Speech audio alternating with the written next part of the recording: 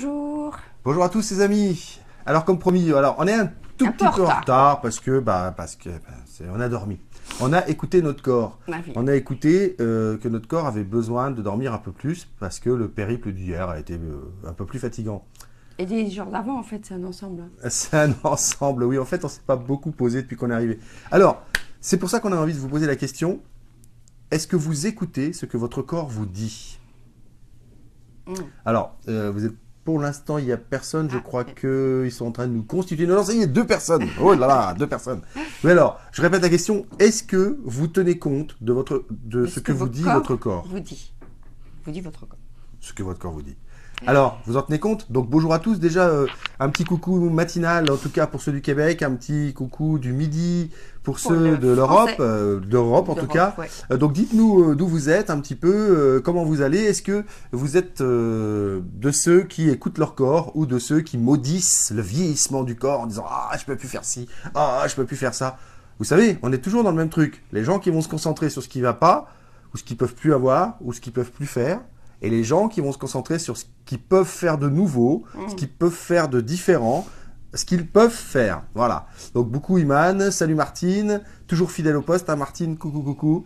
Alors, dites-nous justement, vous, comment vous faites dans ces cas-là, en fait, quand vous voyez que, je sais pas, tout d'un coup, le corps, il veut pas, oui, il n'est pas en forme, ou est-ce que vous allez au-delà de ça et que vous poussez la machine malgré tout en disant, mais il faut que j'y arrive, il faut que je fasse ça, etc., c'est pas possible.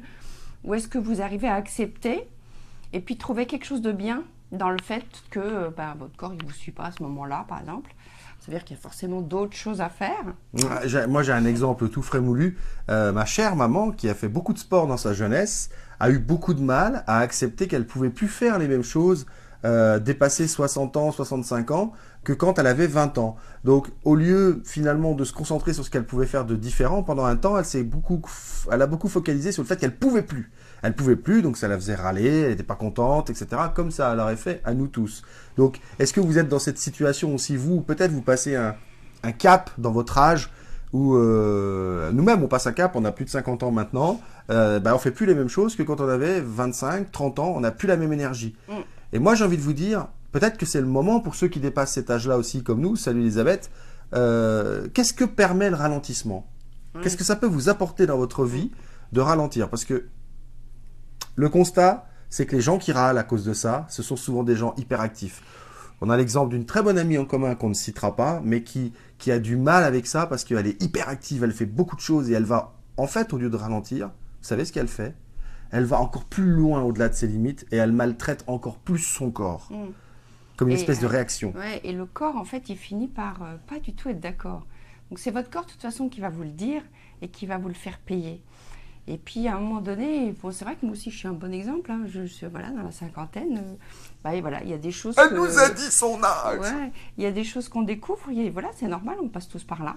Il y a des choses qu'on découvre qu'on n'arrive plus à faire. On compare à avant, on se dit avant, machin, etc. Et puis là, moi, on est dans ce périple où on n'est jamais chez nous, on est sur des valises, où c'est fatigant. Je le sens, vraiment, je le sens plus qu'avant. Et j'ai eu un petit moment de. Pas de déprime, mais flottement, de dire je suis vieille, ça y est, je peux plus rien faire, voilà. En général, ça se passe comme ça. Ça va, c'est un peu ça. Est-ce que ça vous arrive de rentrer comme ça la tête dans les épaules puis de secouer? Et puis c'est la faute des autres, évidemment. Forcément. Moi, je peux pas trop en parler. J'ai pas encore 50 ans. Alors, je suis pas trop concerné par le truc. Je sais pas vous. Moi, j'ai 49 et 6 mois. Alors, voilà. Je sais pas trop de quoi elle parle. Moi, tout va bien. C'est en forme. Moi, je fais pas de sport, donc tout va bien. Ça change rien. Donc, voilà. C'est essayer de trouver. Moi, je pense que. Oh, salut mon ami Alain. Mais pourquoi tu t'affiches comme ça, toi? Donc, ce qu'il y a de bien dans le fait de ralentir, c'est que on est en train de mûrir.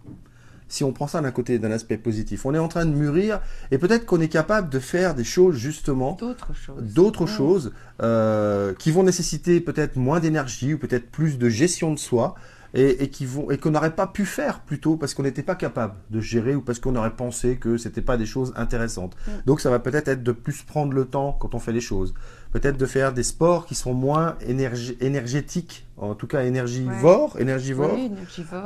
Donc d'aller vers des sports comme le tai chi, le qigong, le yoga, des sports qui sont un peu plus au ralenti, la marche, mais en fait, pour tout vous dire, s'il y a des gens qui courent parmi vous, moi, je vous encourage à faire de la marche rapide à la place parce qu'il faut vous dire que le jogging est le sport le plus traumatisant au niveau des articulations. Là, c'est l'ancien sportif de haut niveau qui vous parle. Le sport intensif n'est pas bon pour la santé. C'est mauvais pour la santé de faire du sport intensément. Le corps n'est pas fait pour ça. On pousse la machine beaucoup plus loin qu'il ne faudrait et on martyrise nos articulations, on martyrise notre masse musculaire. Pratiquer l'activité physique. Et l'activité physique, ça peut être, les filles vont être contentes, ça peut être, comme disent les Québécois, d'aller magasiner tout un après-midi, de marcher dans les rues, juste en faisant les boutiques. Ouais. Bah, évidemment. Regardez, là dehors, il fait super beau, là, il y a de la neige, c'est magnifique, c'est tout bleu. On vous montre un petit peu la vue avec le soleil. Attention les yeux, ça va éblouir. Voilà, ça c'est la vue qu'on a ce matin, avec le soleil, tout ça. J'ai mis une petite photo du soleil levant pour vous montrer que c'était quand même pas désagréable. Alors vous voyez, il y a des inconvénients à voyager beaucoup, à changer, etc. Mais on n'est pas, voilà, on est malheureux. Hein. On n'est pas en train de se plaindre, on ne se trompe pas de sujet. On est très content d'être où on est et c'est super.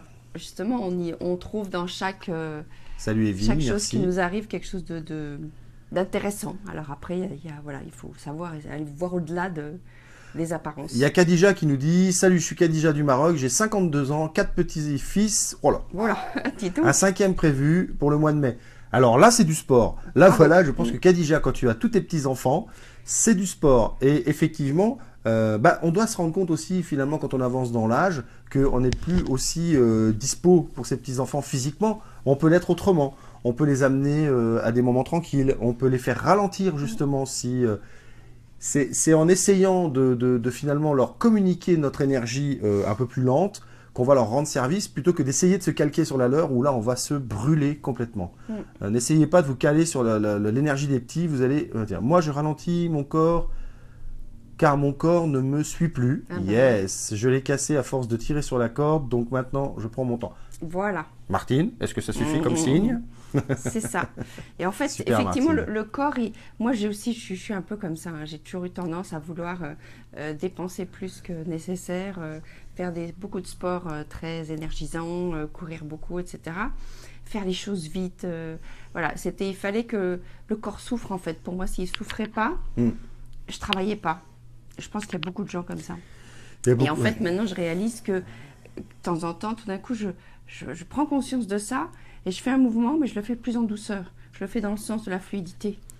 Il y a des choses beaucoup plus... il y a d'autres choses qui arrivent qui sont géniales, en fait. Mais je ne prenais pas conscience de ça. Ouais. Mais je reviens avec mon exemple de magasiner, d'aller faire les boutiques. Alors évidemment, en marchant, si c'est la limousine qui vous pose devant, tant mieux pour vous si vous avez une limousine. Mais si la limousine vous pose devant chaque boutique, ça forcément, ça ne va pas du tout faire du sport. Mais en revanche, allez marcher. Donc je finis ce truc-là, je vous encourage à marcher plus que vous, de courir. Et vous verrez qu'en plus, il y a beaucoup plus de muscles différents qui fonctionnent. Et là, c'est l'ancien prof de sport qui parle. Qu'est-ce qu'il y a comme ancien chez lui? Il est schizophrène, le garçon. Marchez et faites marcher tous vos corps, faites bouger vos bras. Ayez conscience que vous êtes en train de marcher. Faites pas la marche automatique qu'on fait tous les jours. Ayez conscience que vous marchez. Vous allez voir, vous allez sentir les parties de votre corps qui fonctionnent. Et vous allez peut-être même avoir des parties où vous avez mal. Vous dites, je ne savais pas qu'il y avait un muscle ici. Et vous ne serez pas allé au-delà de vos dépenses physiques. Ce n'est pas la peine d'aller au-delà de vos limites. Moi, je trouve qu'il y a un problème, enfin en tout cas une problématique chez les gens qui ont besoin de se dépasser, de se ruiner physiquement pour se prouver qu'ils existent. On existe sans ça. Posez-vous la question, les gens qui ont besoin sans arrêt de se dépasser physiquement pour se prouver qu'ils existent. So what? Il y a quelque chose pour moi qui ne va pas. Oui, en fait, ils essayent d'exister à travers leur corps. Ils n'essayent pas forcément d'aller voir à l'intérieur du corps, d'intérioriser, voir ce que vous êtes vous, ce qu'ils sont réellement à l'intérieur. Je pense que c'est ça aussi, c'est une sorte de fuite. Parce que ça fait du bien, parce que ça sort de l'énergie, parce que tout d'un coup, il y a des choses qui sortent de notre tête. Oui, exactement. Il y a Anne qui nous dit que elle a de la chance, elle n'a pas trop de maladies chroniques. Il y a Fela qui dit très intéressant, je trouvais bien utile de vous suivre. Merci. Merci.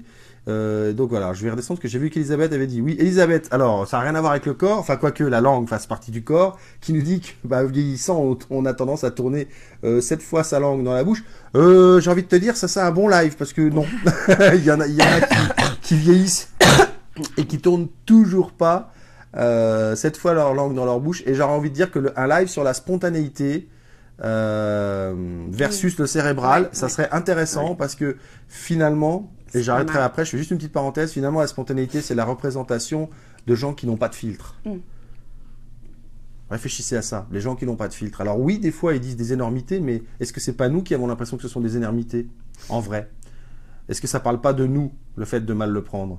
Ah, mais ça, effectivement, c'est un autre sujet intéressant. Ouais, c'est un autre sujet intéressant. Je ferme la parenthèse. Oui. Bonjour, Mansouri. Coucou, Mansouri. Ah, deux personnes qui on vous laisse discuter entre vous. Hein. Martine qui dit, on ne se permet pas de se poser. Oui, c'est vrai. Non, on se permet pas. On se permet pas parce qu'on se dit, mais si on se pose, si machin, on est vieux, on fait plus rien. Enfin, je sais pas, je sais pas ce qui se passe dans notre tête. En tout cas, moi, je parlais pour moi parce que je sais pas ce qui se passe dans la vôtre. Mais maintenant, je commence à réaliser ça. Je commence à accepter le fait de prendre mon temps. Je commence à accepter le fait de dire, bah là, j'ai besoin de me poser. Alors, je vais me poser. Et je culpabilise pas. Et je me dis pas que je suis nulle, etc. etc. Surtout ça, en fait. C'est ce travail-là qui est important. C'est l'estime, elle va pas baisser parce que tout d'un coup, on évolue dans l'âge, ou on évolue dans la vie, ou parce qu'il nous arrive un truc, ou parce que... Non. Il faut juste savoir, et c'est pas facile, hein, mais il faut juste savoir y trouver ce qui est important dedans, et ce qui est positif dedans, et ce qui, au contraire, est un cadeau. Ça, Moi, si vous allez travailler en marchant, je vous encouragerais à ralentir d'une fréquence. Et je suis sûr que sur votre trajet, vous allez découvrir des choses que vous n'avez jamais vues. Parce qu'à toujours être à fond, à toujours être la tête dans le guidon, on manque 1 milliard de choses. Ça, c'est vrai. Rappelez-vous que l'esprit humain n'est capable de capter que de 4 à 7 informations maximum à la seconde. Donc, et il y en a des millions qui nous arrivent. Et si vous accélérez le mouvement, je pense que c'est plus de 4 à 7, mais c'est de 1 à 2 informations à la seconde. Et croyez-moi, c'est énorme. Ouais, c'est énorme. Hein. Rien que sur une minute, vous imaginez ce que vous loupez. Donc, ralentissez, écoutez votre corps, par moment, intensifiez un petit peu le mouvement, mais ne soyez pas toujours au même rythme. Et surtout, quand votre corps vous dit stop, ou vous avez mal quelque part, réfléchissez. Moi, je fais un truc qui est sympa, je vais sur Internet, puis je tape symbolique 2. Mal au coude, mal au côté, mal au dos, Vous allez voir, vous allez découvrir plein de choses sympathiques. Et ça fait réfléchir. Et ça fait réfléchir, parce qu'il y a une vraie symbolique dans tout ce qui est physique.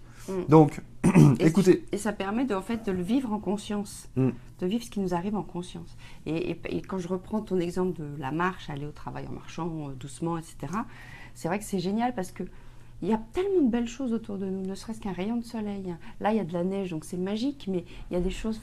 Il y a tellement de belles choses à voir, effectivement, et si on prend juste le temps de les regarder, pas juste de les voir, de les regarder, là, c'est différent. Voilà.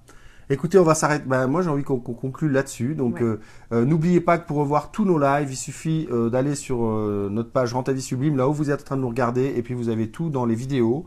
Inscrivez-vous à notre chaîne YouTube parce que vous allez avoir plein d'autres vidéos sur plein d'autres sujets. Les sujets sont écrits en gros, c'est facile à retrouver. Et n'oubliez pas, il y a le lien juste au-dessus. Téléchargez le passeport sublime, une véritable base pour vous, pour travailler où est-ce que vous en êtes en termes d'estime de soi, d'estime de vous-même maintenant, et sur lequel vous allez pouvoir ensuite avoir avec ça un véritable GPS qui va vous permettre de savoir où est-ce que vous en êtes dans votre estime et comment l'améliorer, comment la renforcer. Et puis, rappelez-vous, on vous propose un petit programme de 21 jours avec 21 coachings pour 97 €. C'est facile à trouver. On va vous mettre le lien aussi sur la confiance et vous pourrez vous en servir pour compléter votre passeport sublime. Ouais, et ce programme, en fait, il est super parce que c'est toi que tu l'as créé. Il a des visualisations, il a différents exercices. Chaque jour, il y a quelque chose de différent qui vous fait vous arrêter sur un pan de vous, en fait. Donc, aller plus loin dans ce passeport de l'estime. Et je trouve que c'est un super premier pas pour rentrer dans soi, en fait. Exactement. Donc, on vous souhaite une sublime journée. On vous dit, je ne sais pas encore si j'aurai l'autorisation de filmer le live de la conférence de ce soir, de faire un live. Il faut que je voie avec l'organisateur, mais si c'est le cas, vous aurez la surprise, en tout cas pour les Européens, demain matin, parce qu'il sera tard pour vous et les Québécois. Tu leur dis, c'est une conférence sur l'estime de soi. C'est une conférence sur l'estime de soi. C'est l'estime de soi, un tremplin pour une vie réussie. Voilà. L'estime de soi, un tremplin pour une vie réussie. Et on vous quitte là-dessus. Allez, bon après-midi ou bonne journée. Au revoir. Au revoir.